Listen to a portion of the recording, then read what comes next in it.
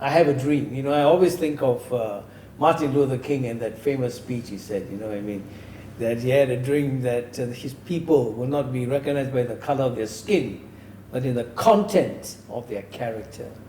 And you're one who has always championed social contract, which includes about Malaysian inclusiveness. And I like your article because on the backdrop of this is a very senior statesman in this country when he was overseas, talking to a group of Malaysian Chinese students.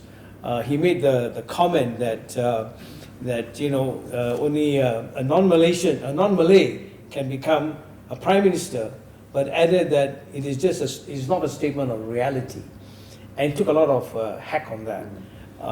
And then one of the youth chiefs made a comment that a suggestion that that to amend the constitution to allow for only a Malay Muslim to be the prime minister, and you responded in a powerful article that I got here, that restricting the PM post to one race will be divisive. And can I read this? Yeah. So any move to amend the federal constitution to restrict the prime minister's position to Malays will be divisive, especially for Sabah and Sarawak, says former Sabah Law Society President Datuk Roger Chin. And altering the constitution to favor one group over another will not only violate the social contract, but also sow division and resentment, again, especially for Sabah and Sarawak, where the feeling of being marginalized, which is already here, couldn't be stronger. Now, you're a Sabahan. Can you become the Prime Minister one day in this country? Well, the reason why I wrote that to begin with was because I feel strongly about this Malaysian dream. But what is this Malaysian dream? The short answer to your question is, I should be able to. But will it happen? And will it be derailed? So this is where my piece that you read out from is all about. The social contract that you talk about was mentioned by the former immediate past Agong. He talked about it. Other people have spoken about it. Some people say it's illusory, but is it really? It is already in the Constitution, right? Another thing that I mentioned in my piece that you read on was what is the social contract? What is basically the structure of the Constitution, the basic structure of the Constitution? The basic structure of the Constitution is essentially what it was when Malaysia formed in 1963. It is that agreement where Sabah and Sarawak were equal partners, where we talked about every state being able to exercise its own religion and so on and so forth. Sabah and Sarawak being able to exercise its own religion. So that is really the Malaysian dream. Right.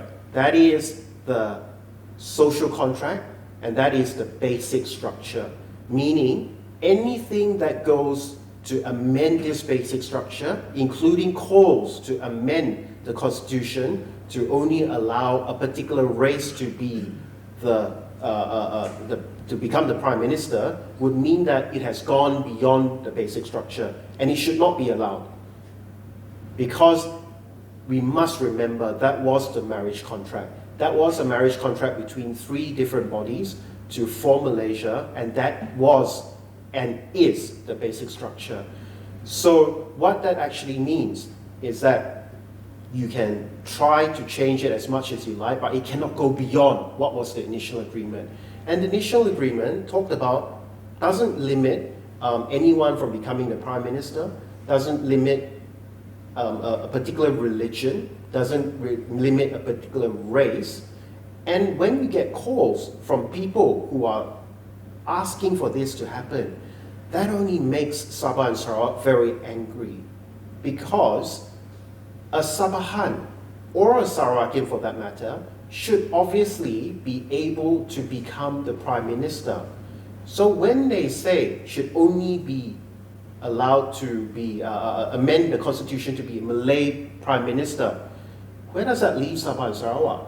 Absolutely. That completely marginalizes Sabah and Sarawak, and it cuts us off from Malaysia. So when people say Malaysia, what are they really talking about?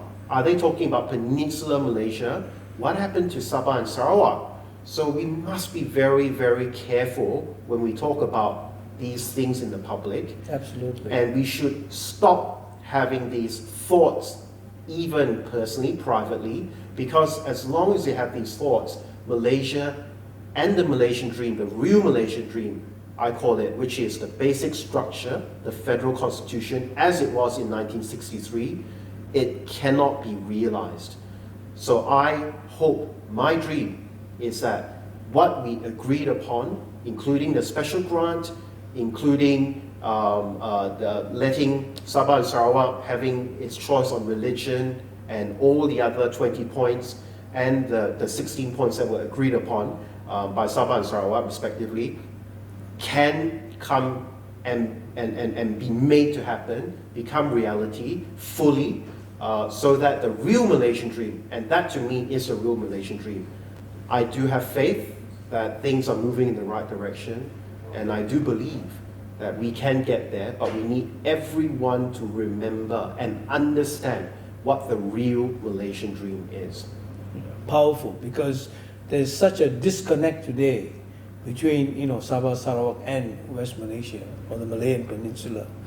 And it's getting so deep that the cleavages that I talk about, fault lines, are simmering with other things happening around the lines. And your voice of reason, your voice of relevance, and your voice of trying to understand this, the sons of Issachar, who could discern the times.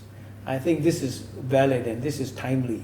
So I want to thank you for that, because the young Malaysians out there aspiring, even though it may not be a reality, but the question of aspiring is something that is a spirit within, and that should not be curtailed at any point of time.